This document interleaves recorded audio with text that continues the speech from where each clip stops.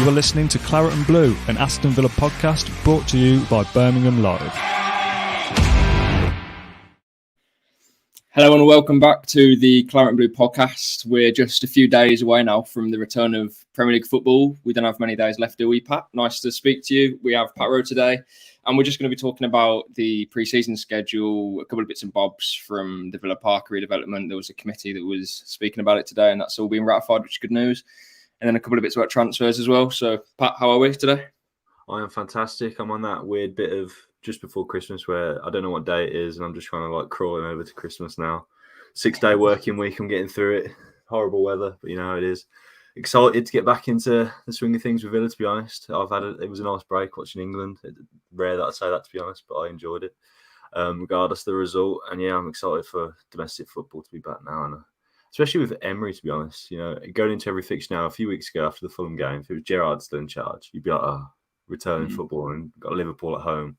But we go into these pretty hopeful, I think. So yeah, I'm excited for it. Yeah. So today we've got a couple of things to catch up on, really. Obviously, it's like pre-season. It's not really pre-season. It's the pre-season. I keep saying that. It keeps getting me while I'm writing reports. It's been like pre-season. I don't know what I'm talking about. Yeah, obviously the Liverpool game ahead, then Spurs and Wolves follow quite quickly after that. I think it's 3 games in 8 days, maybe 9 days, something like that. Bit of transfers to Villa Park redevelopment, as I say, has been ratified now. So lots to talk about. We'll start with the pre-season, Pat. Obviously, first team go to Dubai for, I think, the best part of a week, and then 1 game in Abu Dhabi against Chelsea. It's probably a good idea to get out from Bodymore Heath. It was -2 at some point last month, or the start of this month, sorry. One weather training. What were your thoughts on that? Obviously, we played 2 games as well, Chelsea, Abu Dhabi, and behind closed doors against Brighton in Dubai was the first one. He selected a strong lineup in both of those games. I was expecting to see a bit more, I don't know, supposedly different players playing, but I guess now we are in the middle of the season. It's not much point in trialing loads of different things. Yeah. We know what players are going to play and which ones aren't. Do you think it's a good thing that we're sort of using that 4-2-2-2, or the system that plays? Yeah, is using that a lot and using the players in the right positions. So, yeah, your thoughts on, say, the pre-season that we've just had? I've been trying not to. Obviously, the results happen, don't they? And people read into it a lot, and you see the tweets flying around. And, we lost to Villarreal and whatnot and stuff like that. But I try not to look into the result too much because it is just what it is, isn't it? It was a warm weather training camp. Probably was a bit of a morale booster for him as well, getting in the sun away from -2 here. I don't blame him, to be honest. But yeah, just keeping the fitness levels up ahead of that return to Premier League football was key. While a few of the lads were away in Qatar, obviously. It was a bit of a struggle to watch the game as closely as you would an actual Premier League game, I found, because obviously the production of it isn't as good, and you can't blame them for that. It probably is a makeshift job, and it cut out a few times. But there were some nice bits. I think the game between both sides, especially the Brighton one, I think was a bit laborious. But there was that move in the Chelsea game, wasn't there? Our first goal, and it was that. I think that's prime Emery ball, to be honest. It was moving up from the back, Watkins dropping deep. And then Luca Dean, I think, played it to McGinn. I can't remember the exact details, but it was just nice to watch. It went round Villa Twitter, didn't it? Yeah. That's what we'll be hoping to see on a more consistent basis, but it's just translating that into a consistent basis for Villa, which has always been the problem. But as you say, it was good to see a few cameo appearances for a few players, see a bit more of Archer. Arjen Reiki, I don't know if I've butchered his name there, but I've really enjoyed watching him, to be honest. I think he could play a big role in that 4-2-2 formation. You've mentioned about Emery, had the defensive role. He looks like he's a bit of an all-action midfielder, and I kind of like the fact that he's got a bit about him as well. I like players that have a bit of character. You know, He's gangly, and he's got his socks down low. He's a bit of a character to watch. Quite enjoy it. Who knows if he'll have a future at Villa or if he'll break into the Prem team, but, Emery seems to be a fan. Don't know what he made of him, but yeah, I enjoyed it. Yeah, probably one of the main positives that will come out of the pre-season, really. Obviously, him and Caden Young, 16-year-old Caden Young, which is, I can't get my head around that. We're 22, 23. It's mad. I think he was born in, what would that be, 2006 or something? That's insane. What year is 16? What year at school is 16? Is it year 11? That's last year. It's GCSEs, isn't it? So GCSEs, dear God, mental. And I think he's come back after Dubai and continued to train with the first team as well, which must be really good for him. It wasn't just a sort of, oh, we need one more man or one more boy to like fill out the travelling squad to Middle East. Instead, he's come back and is continuing to impress clearly. So that's really good. Sends the right message, doesn't it? And I think Emery used 2 youngsters at Villarreal. Nicholas Jackson's quite young. Jeremy Pino, all players that are sort of first teamers now. And Caden Young's probably some way off that still, but at 16 to be doing that is quite something. And as you say, Arjun Reiki as well. He never looks out of place in the first team, and I think he went to, was it Stockport? I think it was Stockport. Grimsby, I think he's been. Grimsby, I think. Yeah, and it wasn't the most productive loan ever, but that's on the face of it. But the point in a loan move, as we've seen, like with Cameron Archer, for example, going to Solihull Moors, not really scoring, but then all of a sudden he's good enough to be playing, at least in the Championship. It's just having that experience of being away from, where you are at Bodymoor and getting an experience that isn't just playing on the football pitch. So maybe that served him just as well as playing 90 minutes in the League Two team or whatever for 16 games in the season. So that's really positive. What do you think about the 4-2-2? Because obviously that is clearly at least at the moment with the squad that Emery's got, that's what he's going for. When he was appointed, even the 4-2-3-1, I thought everyone probably thought that was the way he was going to be included. Obviously, it's much more complex than just system, because out of possession it looks to be like a 4-4-2. What are your thoughts on that? To me, it's getting the most out of quite a few players, as you mentioned, John McGinn as well, that goal that we scored against Chelsea. John McGinn is in that position because he's allowed to be. I know that sounds a bit stupid, but under Gerrard, I don't think he'd be making that run because he knows he has to be covering fullbacks or whatever he was doing. So what do you think about the system that Emery's been using in the first couple of months of his tenure? I mean, before he was appointed to the role, I spent hours trying to look into the system, and the thing I noticed was it changes at every team. So I like everyone else, I was trying to predict it. And I did go with the 4-2-3-1 because I thought that, Aaron Danks went with it for that his first few games, and it was just like we lit Villa Park alight on that day, didn't we? So it was, I was expecting that, but yeah, Emery's coaching capabilities, he's a tactician, and he analyses every little detail. He's seen this out of nowhere. No one predicted a 4-2-2. And it's working, to be honest. It is getting the best out of our midfielders that maybe wouldn't always get a place into the team. I think you've got the double pivot of Louise and Kamara, which looks really balanced. I think everyone's been praying that we see that midfield for a while. I was kind of stressed that I'd never see it again, to be honest, because obviously Louise's contract and Kamara's injury, I thought we were going to carry over into January and not see it ever again. And the one we got away type thing. I didn't see McGinn kind of playing as a number 10 or in a right mid. It probably works as a right midfielder as well in the out of possession, doesn't it? I didn't predict that, to be honest. I thought I didn't see him in a midfield 2, but it's nice to see McGinn included. And if he does kind of forge a role, it'll be good, because I think everyone wants to see McGinn back to McGinn's best. I think, as you say, he's had the shackles on for a while now in a Villa top, and it's not been ideal. I think the fan base, a proportion of the fan base, I should say, have got on his back a bit. But I would like to see, like that Championship style McGinn getting back into things. And the Brighton penalty, that was flashback McGinn. His finish against Chelsea, was it Chelsea or Brighton? The finish, was it Chelsea? Chelsea, it's all confidence building, and he's seeing the ball go in the back of the net, and he's contributing in games. So if you can bring that forward, it'd be good to see. I'm interested to see Buendia as well, how we go with that, because against Brighton, was he the supporting striker in the 2? Yeah, he was, and I think he was moved out wide. But yeah, he started as a 2. Yeah. So he was one of the players I thought would be one of the first to thrive under Emery, but it's not quite happened as I thought it would. It hasn't really hit the ground as I thought it would under Emery. So I want to see more from Buendia, I'll be honest. But yeah, Bailey in that supporting role just looks like a man reborn, doesn't he? It's exciting to see that going forward. I would kind of say I'm slightly worried about Ollie Watkins, because we've seen in the past how he struggles in a front 2. So then you get the argument going of, is Danny Ings better suited to playing in a front 2, because that's where he played the majority of his time for Southampton. I think in the small snippet we've seen, maybe he might be. But I did have a little laugh to myself after the Brighton game, just before the break. I saw tweets going around. It was like, oh, that's what happens when you put like a clinical striker up front. And I was like, yeah, I'm all for supporting Danny Ings when Danny Ings scores and whatnot, but I don't think I'd use that performance as like a bat to hit over Watkins' head. Yeah. Put a penalty down the middle that a keeper got a hand to, and that finish for the second one, I think even he was laughing about it. So I'm not going to say that's a clinical striker when I see one, but yeah, it was a bit lucky. But yeah, I like the formation. I don't think many teams predict it. I don't think many teams anticipate it happening. And I think he's getting the best out of the players we've got here. So I'm looking forward to it. Yeah. And then coming back to the UK, we obviously had Villarreal, like 3 or 4 days after we returned from Dubai. We lose the game 1-0, but as you say, results can't really be sort of viewed upon as negative. I blame the weather for that one. Wasn't it -4? Fair play to anyone that went and watched that. Yeah, it was horrible. I was covering the under 18s in the Youth Cup against Brentford a few days before that, and that was -2 or -3, and that was bitter and it was horrible. Yeah, watching a 1-0 loss to Villarreal probably wasn't much better. It was a defensive error, wasn't it? Was it Callum Chambers? I believe it was.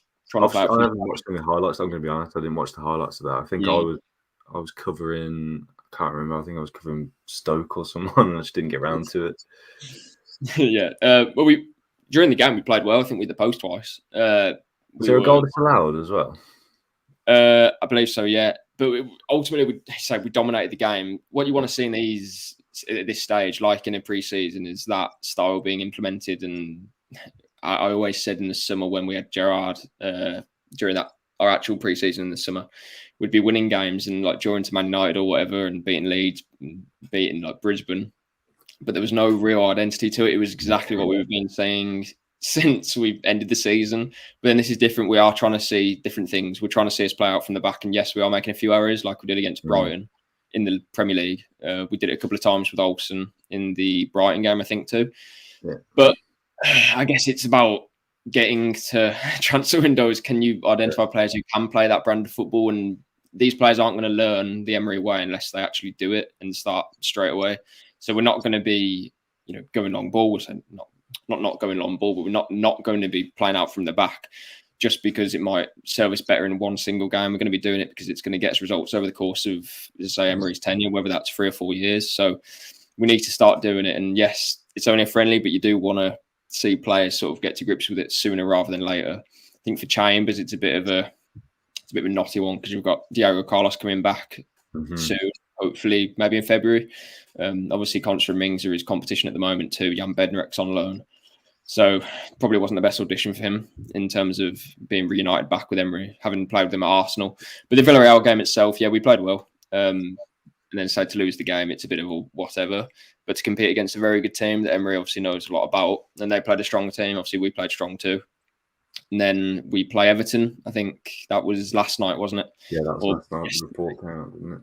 Yeah, and behind closed doors again, like the Brighton game was. So there's not too much that we can talk about. But from the report that was given, I think Everton went up 2-0 quite early on, I think. I think it was Anthony Gordon, and it was, I can't remember the other one. Okay. Malpai. Classic Malpai versus Villa. It's good. That's why everyone's so wound up about it. It's just fine if we lose 1-0 and Gordon scored, it's fine. But it's because Malpai scored. It's just everyone's in a bit, doesn't it? And then I think we had a couple of chances. Whatever. So we lose 2-0, but again, we haven't seen the game, so we can't really comment on too much. Yeah, what do you think about those two games? Obviously, 2 losses, but that's not going to make much of a difference when we play against Liverpool in front of 42,000 on Boxing Day. I don't think those results will matter at all. No, like you say, it wasn't it under Gerrard. He kept having behind closed doors friendly to keep up match sharpness, and we beat Brentford for like 3-1. And we were watching the highlights like, oh my god, we're back. Gerrard's taking us to the top. It's no panic's over. Gerrard's restoring us. So yeah, you can't read too much into it, can you? As I said, I am a bit annoyed that Malpai scored, but I'll get over it in a few days. I'm excited for this Liverpool fixture. Like I said at the start of the podcast, it's my first fixture this season. I haven't been able to, from covering other teams and whatnot, I haven't been able to get there yet. So I'm excited to get there. It's Boxing Day football. It's always good. I think it was Chelsea last year, wasn't it? And I thought we played all right then. I think it was a Matty Cash penalty incident that dragged Chelsea back into the game. Matt Targett scored. Might have been his last ever involvement in a Villa shirt. That the one before that, it was that Norwich game where Grealish set a poor hand. I just feel like Boxing Day football at Villa Park is just amazing. Yeah, I'm excited for it. Liverpool, no Luis Diaz, Darwin Núñez didn't have a great World Cup. Obviously, Salah's had a rest, but Salah wasn't in the best of form to start the season. I know he hit form just before. And obviously, we can get at Liverpool at Villa Park. We know we can, especially with 42,000 there. It's going to be a good day. I'm looking forward to it. Score prediction, I'm not really too sure because I don't know what Villa's going to turn up, but I thought we were making progress under Emery before it. But obviously said, I don't know if you're going to take into account the friendlies and what's happened now. Probably shouldn't read too much into that, but I'd say Villa will get a result there. I'm predicting 2-1 win, I reckon. 2-1 win. I'm quietly confident as well. I suppose the only issue that we talk about is the goalkeeper department. Yeah. Oh, I forgot about that when I made my 2-1. But we'll still win. It's fine. Robin Olsen, as far as we know, has got a knock or is nursing a knock at the moment. We don't know if that's going to keep him out for Monday. It's Christmas Day, Sunday, isn't it? So Monday. Yeah. That seems like a long way away. Still, I'm still on a Monday or 2 weeks ago from where we are now. Yeah. And obviously, Emery Martinez is in Argentina celebrating winning the World Cup. He's drunk somewhere. I don't blame him. And Philip Marshall was in goal, played 90 minutes against Everton in the behind closed door friendly on Wednesday. Wednesday. So that leaves us with a bit of an issue, goalkeeping wise. I don't know, as far as we know, a decision hasn't been made on Martinez yet. We'll get more clarification on that from Unai Emery tomorrow in his pre-Liverpool press conference. But it's, why are we 4 days away? I think Brighton gave McAllister 2 weeks off, which would see him out of both of Brighton's first 2 games back. I don't know what Villa are going to do. Martinez has in the past jetted back to Birmingham with like a few hours to spare 4 games. I think the Everton game he come back and he a hangover there. Yeah. So it's a difficult one, and obviously they just won the World Cup too. I would say it's probably highly unlikely that he plays Liverpool, but I think he might be playing for Tottenham. I don't know. That's completely off the hunch because I don't know. To be honest, it probably depends where does he want to spend Christmas as well. I don't know if he's got family over in Argentina. I presume he does. But maybe he wants to come back home for Christmas, which would see him probably playing for Villa the next day. I don't know. That's probably the only solution that there is. But the odds are at the moment would be obviously Olsen playing with an injury, which isn't ideal. Or Philip Marshall, it's a bit of a headache, isn't it, Pat? Yeah, like you say, with Martinez. The only thing that kind of makes me feel like he might come, definitely not, I'd say he's definitely out of the Liverpool game in my head. Like, he just won a World Cup. He's having a few, like, he needs a week off at least. So I'd say he's not coming back for that. Like you say, the Spurs game, I'm banking on him being back for that, to be honest. New Year's Day. I'm only going to say, I probably am going to annoy the goalkeepers that are listening, but as a goalkeeper, you are not running 10, 12 kilometres per game, are you? You have to be on the top of your form, obviously, but you're not running 12 kilometres, you're not round the pitch. So you probably can recover a bit better than, like, say, McAllister or someone like that was putting in the hard yards throughout it. I think it's just a mental battle for him. Is he mentally ready to come back into the picture? Which I completely is fine if he doesn't want to come back yet, because he's slightly off the rails at the moment. In a good way, though. I don't bemoan him for his antics currently. Like you say, Robin Olsen, I thought he looked better in a few of the friendlies. Not completely confident, but better than the United game and whatnot. And just to mention Philip Marshall, I think he played. I watched the Cardiff friendly, the memorial game for Peter Whittingham. I think he played in that. It might have been a small snippet of him or half. I can't quite remember. But I just remember thinking he looked quite comfortable on the ball, which I think will go a long way under Emery, to be honest. I think, especially showing it at such a young age. He's obviously working with the likes of Olsen and Martinez daily and whatnot. And Sinisalo, I've got to mention, he's an international now for Finland as well. He's working with international players every single day of the week. So he probably is going to take confidence from that and go into games confident. So I'd back him if he came into the lineup. It would be a big task, but we've seen how Villa youngsters can perform against Liverpool's first team in the past. And Reiki was one of them, wasn't he? When they're thrown into the deep end. I'd be completely fine with it. But like I said, I'm taking hope from the fact that they said small injury for Olsen. So I'm hoping, I don't know what it is, but I'm hoping it is a small one. And obviously you want your more experienced keeper in the lineup, don't you? Yeah, you would have thought that Olsen would be ready for that. I think, again, small injury would suggest that he would be okay to play 90 minutes at least, or at least play some part of it. And if needs be, you've got another keeper on the bench, I suppose. It's not ideal situation because you are playing Liverpool. But yeah, as long as we know that Martinez will be back for Tottenham, I'd probably take that, because you don't want him missing both those games, and then he's coming back in for Wolves, and it's, as I say, 3 games and short space of time. It's a tight turnaround. And to be honest, I think Martinez, if the club ordered him to come back for Liverpool, he would. because he's that kind of guy, and he owes everything to doesn't owe everything to Villa, but he owes a lot to Villa for taking the chance on him. And I believe the Chelsea game that we allowed him to miss because of Jed Steer played that. Yeah, he gets jet lag, I think. Was that the one at Stamford Bridge? I think Steer's finest performance. Him and Buendia both missed that, didn't they? On the club sort of position. So, not saying he owes us one at all, but but it'll be again. Celebrate all you need. Like, he's just won the biggest game in football. You have your week off, miss a game if you need to. But I'd like to think we're back for Spurs, just because, as you say, it's not an outfielder and he can just stand between the posts, and it's a mental game, isn't it, at that point? So, on Martinez, Pat, what do you make of the kind of antics during the penalty shootout against who did they play again? I forgot. France, and after the final as well, obviously, I think he's held up a baby of Kylian Mbappe's face. He sung a couple of songs.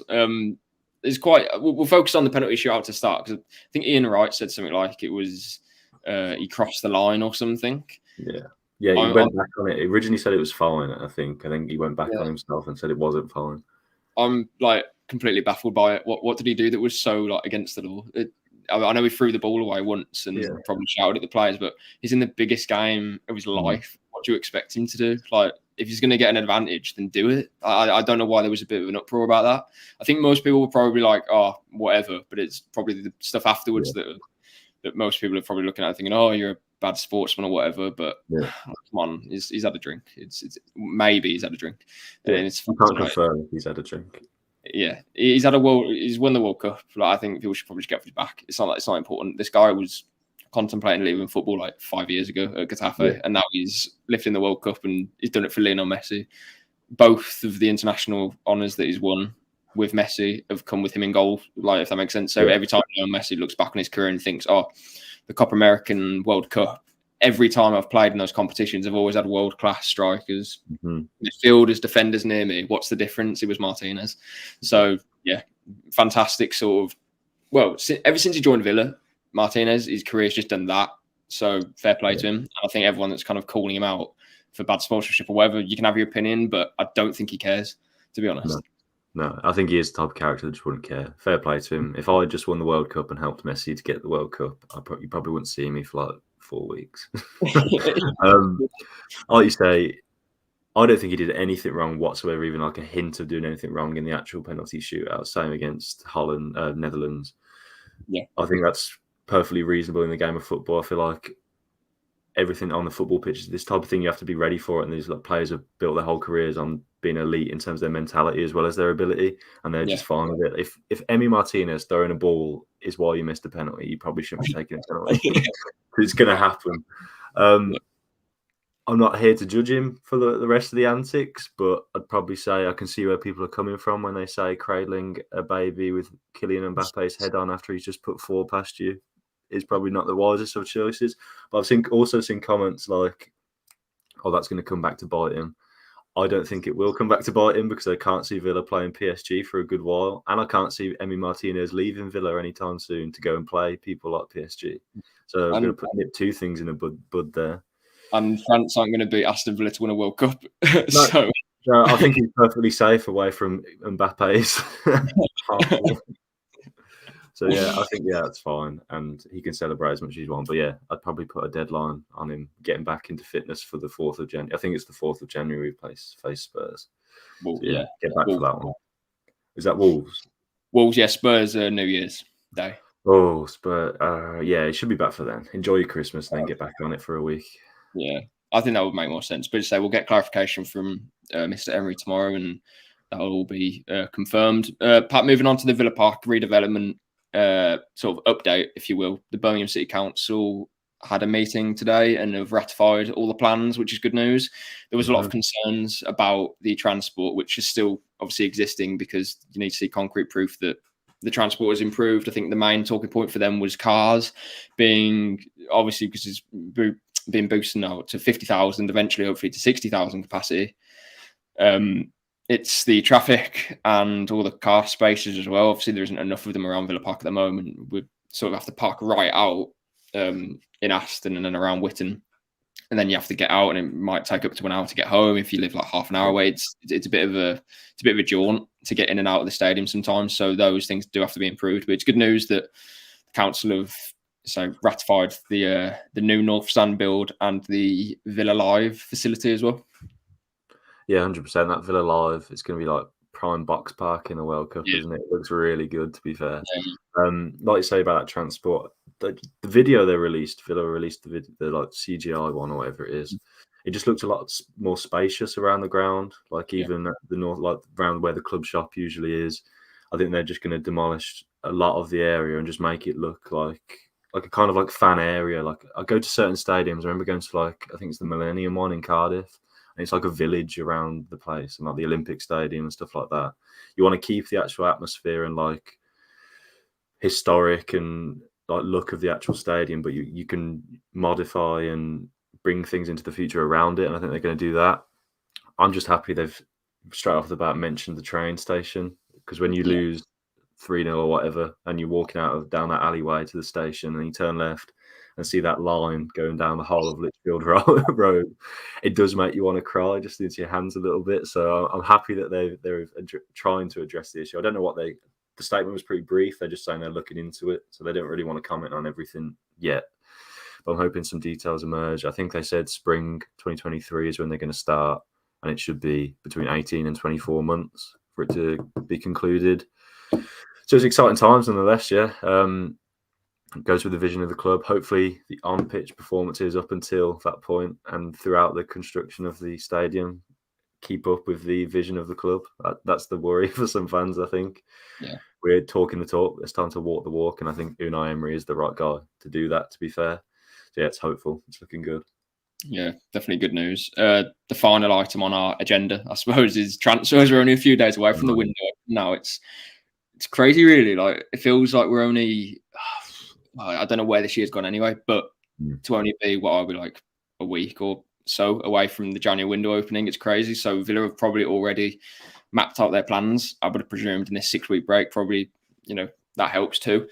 Obviously, a lot of talk around certain players, João Felix being one. There hasn't necessarily been an update on that, but the point still stands of we've got to convince this guy to join the club, which is already going to be a tall order, let alone negotiating with Atletico. Or, to be honest, that side of things probably isn't so bad, because obviously Mendes, I think it's well reported that he's kind of pushing the Villa move because he gets on with Suarez. We've got good relationships with him there. I think they want to sell as well. I think they've just sold Cunha to Wolves, and they need money, don't they, after dropping out of the Champions League? Yeah. So I don't think that side of the deal is particularly difficult. But João Felix, who is a Champions League player coming to Villa, that's some sort of sacrifice for him for how many years he'd want to stay here. Because let's be honest, we're going to get in the Champions League within 5 years. Probably not. Yes, we could do Europa League, but João Felix isn't going to be staying there for 10 years, is he? So it'd be some commitment if he wanted to do that, but I would doubt it, to be honest. I think Arsenal like him. I think there's obviously the clubs too. There's probably more attractive offers. I mean, we're Villa fans, but we can't say Arsenal isn't a more attractive move for him at the moment, especially with Jesus being injured.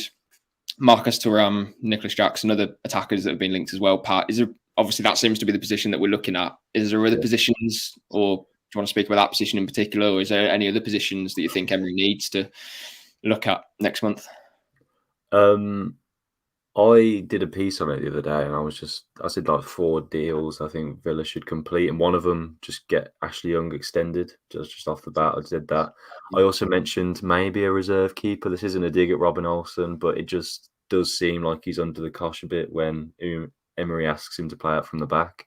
I mean, I think it impacts his confidence as well doing that, because it's kind of like Tyrone Mings, where he's a great defender, but if you ask him to do too much from the back, the errors start creeping in, and that's what they get stick for. And I don't want to see any player get stick, but if that's how the manager wants to play, then the manager has to assess if that's what's going to happen. Then you keep hearing links to other keepers and whatnot. This Bono guy from Morocco, the Morocco keeper, I think he's too good to be a backup keeper. And I think they're just rumours coming in from clubs maybe circulating around Martinez, but I don't think he'll leave personally. No. Like you mentioned Thuram earlier, I've loved watching Thuram play football since lockdown. You know, when we had that bit where it was just German football on TV. Yeah, back. Cunha and Thuram were just up there. I was like, oh, this is great to watch. Thuram can play wide, can play up front, powerful, strong finish. I think he's got maybe 13 goals in 15 appearances or something, or 13 goal involvements this season. Yeah, he's really like that. 13, and so yeah, he'd be a real coup if we got him. But I think I heard what's his name, Alan St. Maximan, talking about him today, saying, he's been speaking to him about Newcastle, and obviously Newcastle's financial power is pretty hard to deal with. So yeah, and the fact he's on such a low, his contract's running out, isn't it? So it'd be a bargain transfer. There'll be a lot of clubs after that, especially after the likes of Arsenal, United just got rid of Ronaldo, they need a striker. So there's a lot to compete with, and the January window also brings a bit of a tax, doesn't it? You have to pay a bit more and whatnot. Yeah. So I'm not really sure where he'll go with it, to be honest. I think he's got the midfield too pretty much sorted, unless he wants to recruit just in case Luiz goes on to move on and that new deal was to protect his value, etc., etc. Maybe another winger, like you say, the wide positions. Maybe if we got another one, it'd give us another option to turn to away from the 4-2-2. True. But other than that, maybe he'll just try and filter out the positions that Gerrard kind of moulded to his squad, so the Augustinson and Bednarek. I can't see them staying permanently, so maybe Emery will bring in his own left back and bring in his own centre back and whatnot. And then hopefully Diego Carlos returns pretty soon, because I can't wait to see him playing football again, to be honest. And I think he'll be a big asset for Emery, building up from the back, to be honest. So that'll be promising. But other than that, I'm not, maybe 2 to 3 max signings, I'd say, in January. Yeah. I think it's one of those. Personally, I said it last January, so the start of this year, when we got Coutinho and Luca Dean over the line. Both those were, I think he called them opportunistic signings. I think that's what January is, isn't it? So you're not going to be getting, you might not be getting, or you might have to be patient on your number one target. But if something becomes available, then you can do it. Then Villa will get it done because we have the finance in place to do so. But that isn't really what a fan wants to hear. They want to be hearing that we want to spend more money. Yeah. So, look, prime example is probably Bukayo Kamara. I think in the January we were linked with Bissouma, and I think we wanted him. He was obviously an excellent player as well. But we said no to that deal because he was too expensive at the time. And then Kamara comes up for a free. And between those two players, there's not a whole lot difference of quality. And you've got one for like £40 million less on a free. So it makes sense, doesn't it, over the course of the two windows. And that's how Villa see it between the January and the summer windows. They don't sort of block one off. They're together. So it makes total sense. And I'm sure that Lang has been working hard with Emery over the last 6 weeks to identify those targets, speak to the agents, and sort of get the ball moving.